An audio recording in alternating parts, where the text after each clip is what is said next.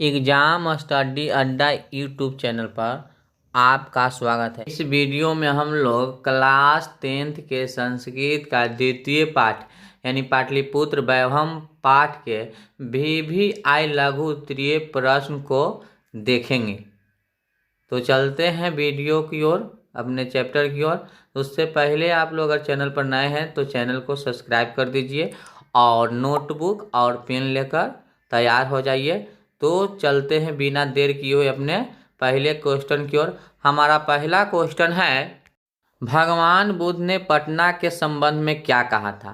तो इसका हमारा आंसर है कि भगवान बुद्ध ने पटना के संबंध में कहा था कि यह गांव आने वाले समय में महानगर होगा, किंतु आपसी झगड़ा, आग लगी और बाढ़ के भय से हमेशा पीड़ित होता रहेगा।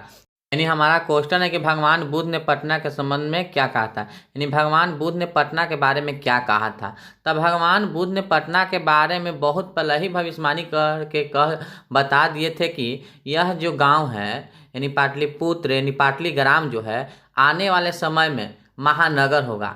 लेकिन बताए थे कि इसमें कारण भी बताए थे, किंतु आपसी झगड़ा, आग लगी और बाढ़ के भय से हमेशा कुछ होते रहेगा, पीड़ित होता रहेगा। इस प्रकार भगवान बुद्ध ने जो पहले ही भविष्यवाणी करके बता दिए थे पटना के बारे में, वो तो आज 100% सही है। जल्दी से इस क्वेश्चन को नोट कर लीजिए आंसर को। अब चलते हैं नेक्स्ट क्वेश्चन की ओर।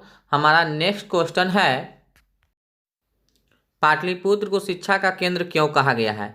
तो इसका हमारा आंसर हो जाएगा, शिक्षा के क्षेत्र में प्राचीन काल में पाटलिपुत्र नगर का अन्यतम स्थान रहा है। दीर्घ काल तक पाटलिपुत्र की प्राचीन शिक्षा प्रणाली कायम रही है। यह नगर प्राचीन काल से शिक्षा का केंद्र रहा है। इस नगर में पाणिनि, पिंगल, वारुचि, पतंजलि जैसे विद्वानों ने अपनी अन्यतम रचनाओं से विश्व में प्रसिद्धि पाई है। तो देखिए पाटलिपुत्र को शिक्षा का केंद्र क्यों कहा गया है।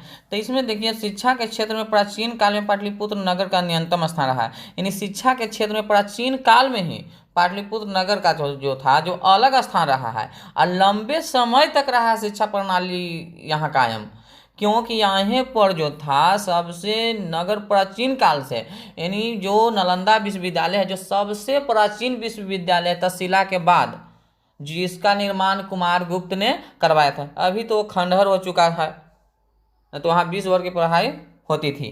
तो अब चलते हैं, इसको जल्दी से नोट कर लीजिए। अब चलते हैं तीसरे क्वेश्चन की ओर, अपना रोक कर नोट कर लीजिएगा, उसके बाद में तीसरे क्वेश्चन की ओर चलिएगा। हम तबला चलते हैं तीसरे क्वेश्चन की ओर। हमारा तीसरा क्वेश्चन है, पटना के मुख्य दर्शनीय स्थलों का नामों उल्लेख करें। तो इसका हमारा जो आंसर हो जाएगा, उच्च न्यायालय, सचिवालय, गोलघर, तारामंडल, चिड़ियाघर, गुरुद्वारा आदि पटना के मुख्य दर्शनीय स्थल है। यानी कहने का मतलब है कि पटना के मुख्य दर्शनीय स्थल कौन कौन से हैं। तो पटना के जो मुख्य दर्शनीय स्थल है यानी देखने योग्य है, तो उच्च न्यायालय है, सचिवालय है, गोलघर है, तारामंडल है, चिड़ियाघर है, गुरुद्वारा है आदि पटना के कौची है, मुख्य दर्शनीय स्थल है। तो अब चलते हैं हम अपने चौथे क्वेश्चन की ओर, इसको नोट कर लीजिएगा।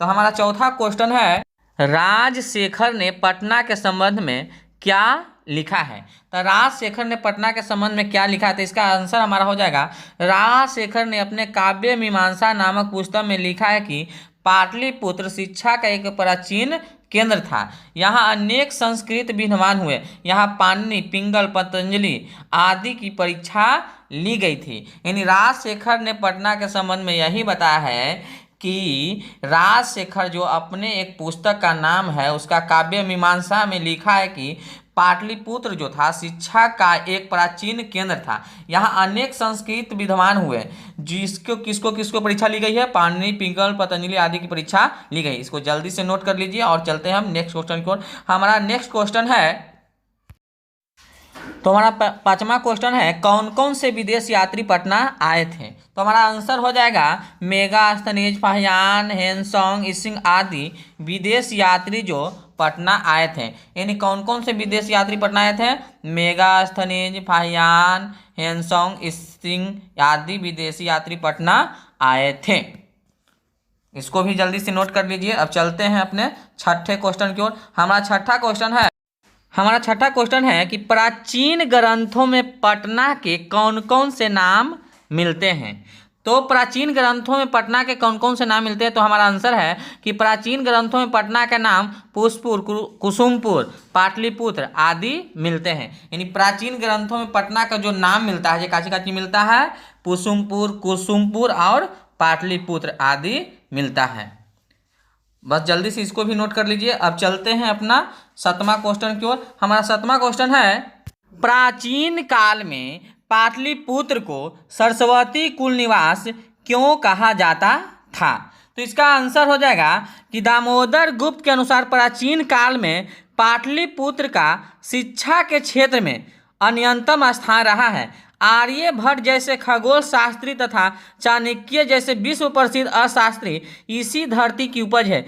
इसीलिए प्राचीन काल में पाटलिपुत्र को सरस्वती कुल निवास अर्थात शिक्षा का केंद्र कहा जाता था। प्राचीन काल में पाटलिपुत्र को सरस्वती कुल निवास क्यों कहा जाता था। तो यह हमारा आंसर जो है कि दामोदर गुप्त ने एक कुटर्नी मतरनी नामक काव्य में बताया है कि प्राचीन काल में पाटलिपुत्र का शिक्षा के क्षेत्र में अन्यतम अलग ही स्थान रहा है। यहाँ मतलब कि जैसे आर्यभट्ट खगोल शास्त्री, चाणक्य जैसे विश्व प्रसिद्ध शास्त्री इसी धरती की उपज है और इन्होंने यहीं पर मतलब कि शिक्षा ग्रहण की है। इसीलिए पाटलिपुत्र को सरस्वती कुल निवास अर्थात शिक्षा का महान केंद्र कहा जाता था। अब जल्दी से इसको नोट कर लीजिए। अब चलते हैं हम अपने अंतिम क्वेश्चन की ओर। इस हमारा आठवां क्वेश्चन है कि चंद्रगुप्त मौर्य के तथा अशोक के समय पाटलिपुत्र कैसा नगर था। तो इसका आंसर हो जाएगा कि चंद्रगुप्त मौर्य के समय पाटलिपुत्र की रक्षा व्यवस्था अत्यंत सुदृढ़ थी।